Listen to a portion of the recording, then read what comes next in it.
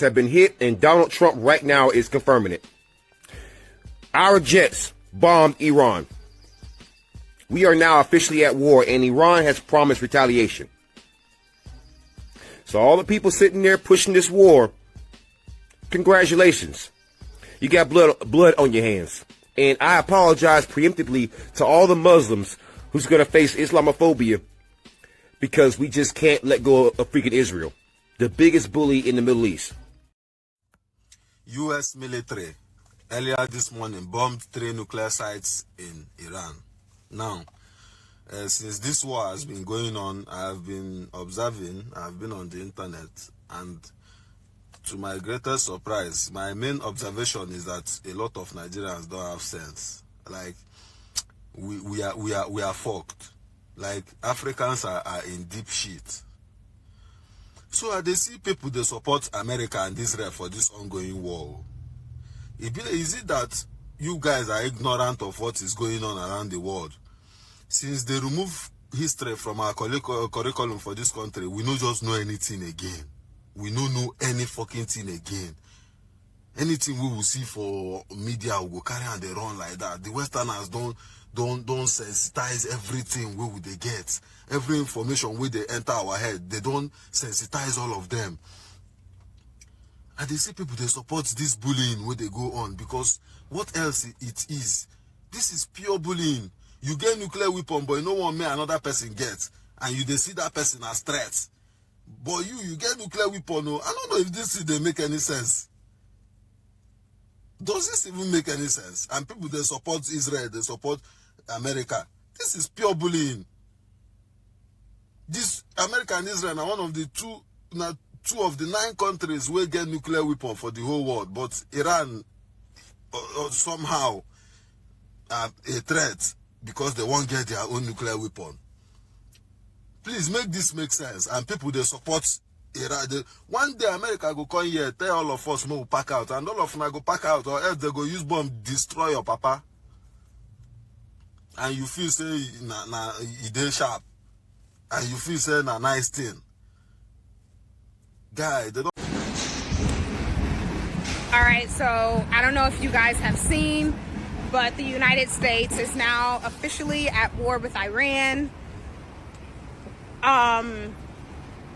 First of all, prayers to our military service members and their families. This is a very unnecessary war. This is a very unnecessary time for us to be unstable without our allies and kind of just raw dogging life right now, for us to then join the Iran war, which has been something that Israel has been trying to get us to do for a very, very long time, and no presidents would do it because it's stupid. That's why. Because it is very idiotic. And this is why voting matters. Because voting and being in leadership and politics has lives in the balance. There are lives at risk. And because of the fact that half of America decided to be racist, decided to be xenophobic, and decided that they would much rather be ignorant and mistreat people and care more about deporting illegal immigrants, that they voted for a man that now has us at war with no friends.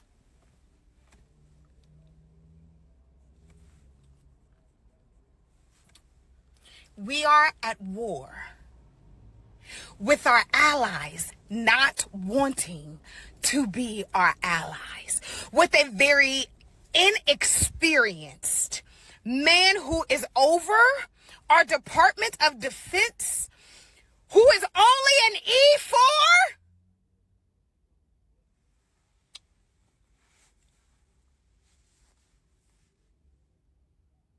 With the senator who leaked that we was going to war days ago on that other weird man's little show.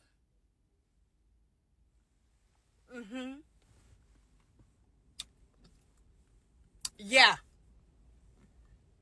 Yeah.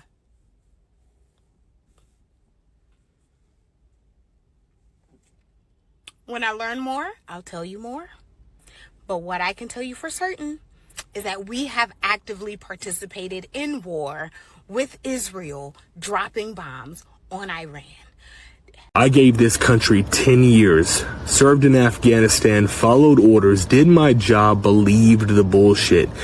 Came home and watched more of my friends die from suicide, addiction, and neglect than I ever saw fall overseas.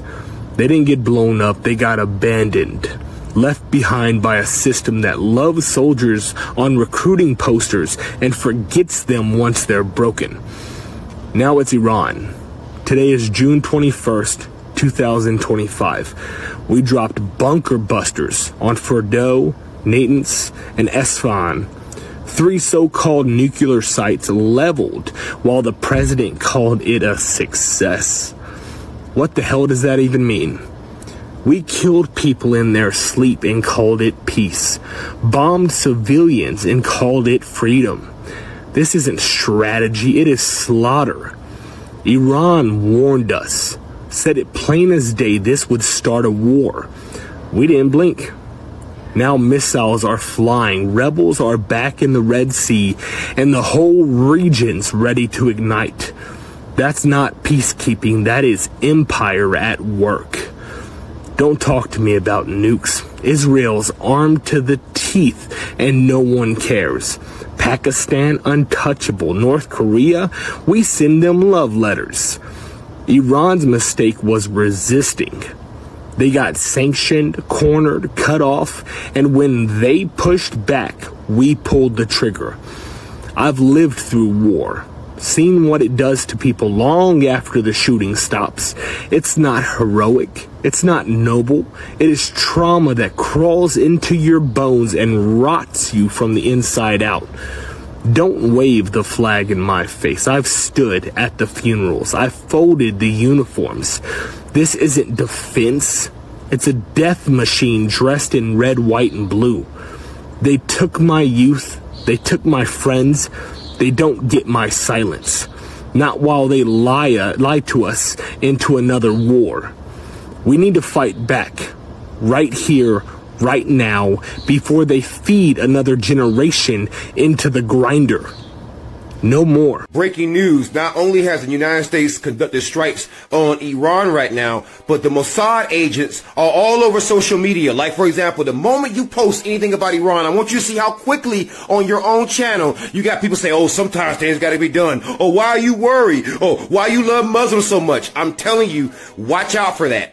Look out for that. I want you to see the ridiculous amount of propaganda you're about to see. And I want you to ask yourself, are your neighbors feeling that way? Does the average American want us to strike Iran or be involved in anything involving the Middle East? And the answer is no. So all these bullshit accounts you're seeing, go check. Hardly no followers, or they are heavily associated with, or they are heavily associated with Israel, or they're heavily associated with intelligence. Don't take my word for it. Look for yourself. Not only did President Trump give Israel the green light to do their surprise attack on Friday the 13th, Israel was also provided very important intelligence information that was used to target key Iranian officials.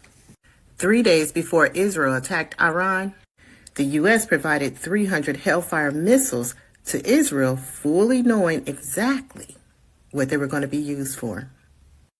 And then it happened. On Friday the 13th, Israel attacked Iran. Iran hit back, and then Israel apparently wasn't prepared for the ass whooping that Iran handed them. And then the next thing you know, the United States gets involved. Once again, by land, sea, and air, the United States tried to block the missiles from hitting Israel from Iran. But the most embarrassing part? Trump decided to attack 3 Iranian nuclear sites.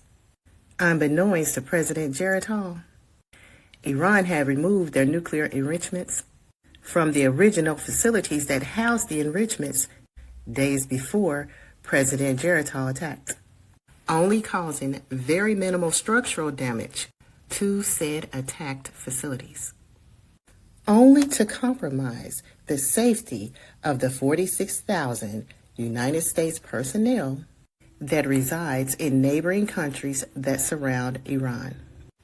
Ladies and gentlemen, this is America.